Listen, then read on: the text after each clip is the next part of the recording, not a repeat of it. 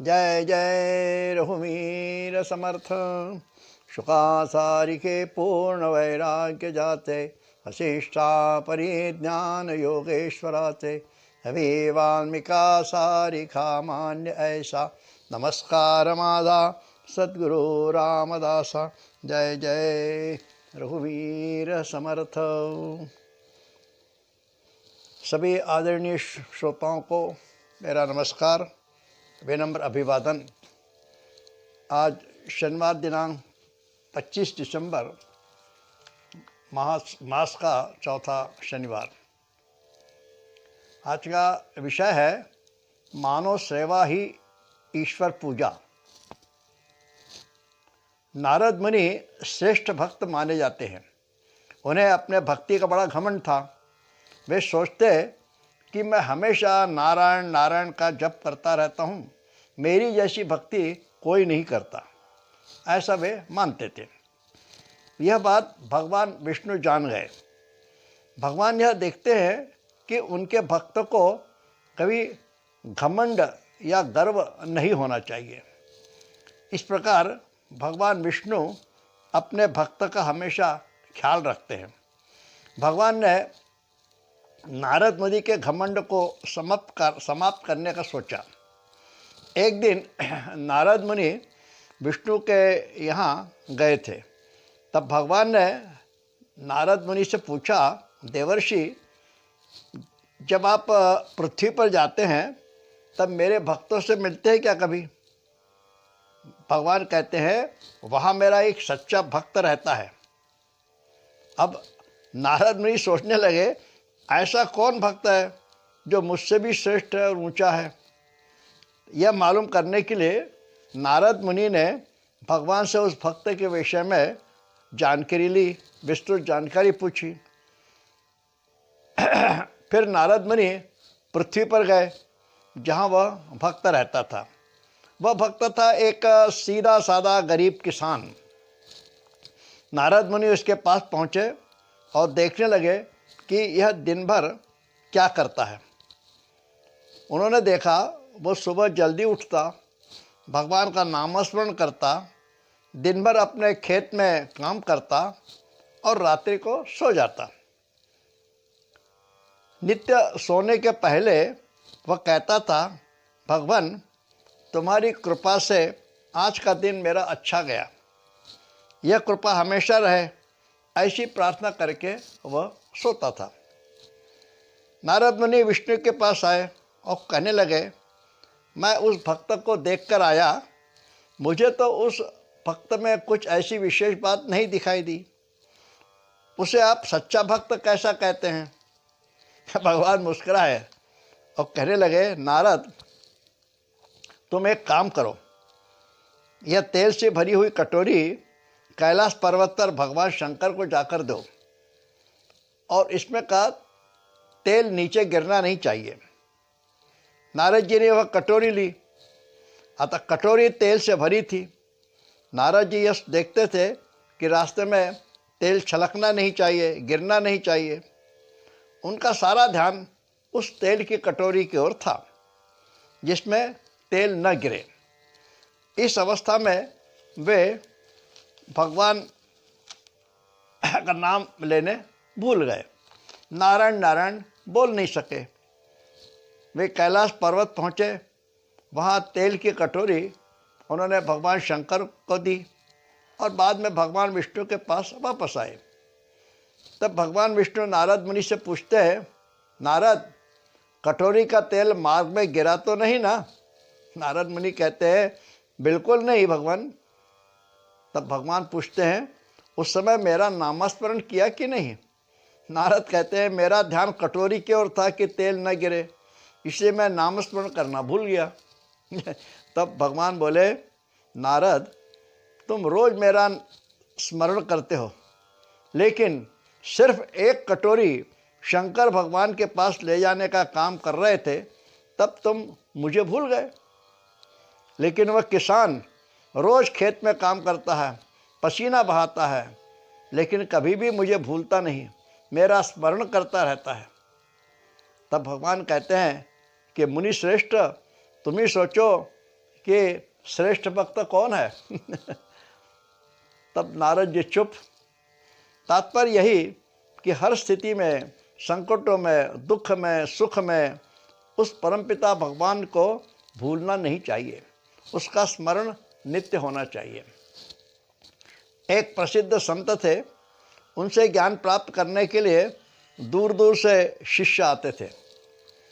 उन शिष्यों में 2 शिष्य संत जी के बहुत चहेते थे, नज़दीक के थे, क्योंकि वे दोनों शिष्य बड़े धार्मिक। वे नित्य प्रातः जल्दी उठते, स्नान करके पूजा पाठ करने में मग्न हो जाते थे। करीब 4 घंटे उनकी पूजा होती रहती थी। फिर वे अपने गुरु के पास आते, आश्रम में आने वाले रोगियों की सेवा करने में गुरु की मदद करते थे। वे संत मानव कल्याण का हर कार्य करते थे, मानो उन्होंने मानव सेवा का बीड़ा ही उठाया हो, संकल्प ही किया हो। हर गरीब और अनाथों को हर प्रकार से सहायता करते थे। ऐसे वे संत महात्मा थे। एक दिन उनके दोनों प्रिय शिष्य अपने नित्य की पूजा पाठ में मग्न थे और उस दिन आश्रम में रोगियों की संख्या ज़्यादा थी। इसलिए संत महात्मा ने उन दोनों शिष्यों को मदद के लिए बुलावा भेजा, लेकिन वे दोनों शिष्य अपनी पूजा में व्यस्त थे। वे पूजा अधूरी छोड़कर नहीं गए। संत ने थोड़ी देर बाद फिर संदेशा भेजा। तब वे दोनों शिष्य बड़े नाराज़ हो गए और आश्रम में जाके संत महात्मा से थोड़ा सा विवाद करने लगे। तब उनके संत महात्मा ने, गुरु ने कहा, अरे मैंने तो व्यक्ति पूजा के लिए आपको बुलाया था, व्यक्ति पूजा के लिए बुलाया था। पूजा तो देवता लोग भी करते हैं, लेकिन सेवा तो सिर्फ मनुष्य ही करता है। मानव सेवा यह ईश्वर पूजा जैसी महान है, यह परोपकार का कार्य है। यह सुनकर वे दोनों शिष्य चुप हो गए। उन्हें अपनी गलती का एहसास हुआ, पश्चाताप हुआ।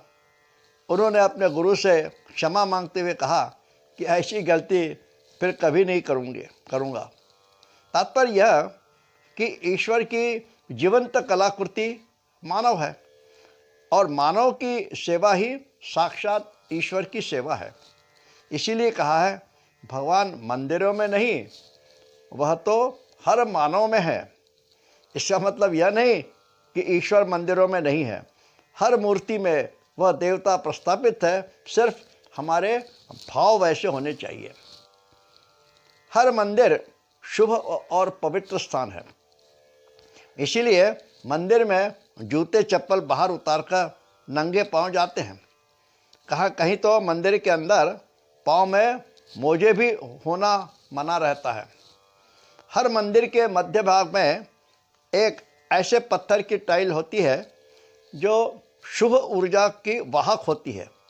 हम जब उस टाइल पर से नंगे पांव जाते हैं, तब पैर के तलवे में जो एनर्जी पॉइंट होता है, उस पॉइंट से उस टाइल की ऊर्जा हमारे शरीर में प्रवेश करती है।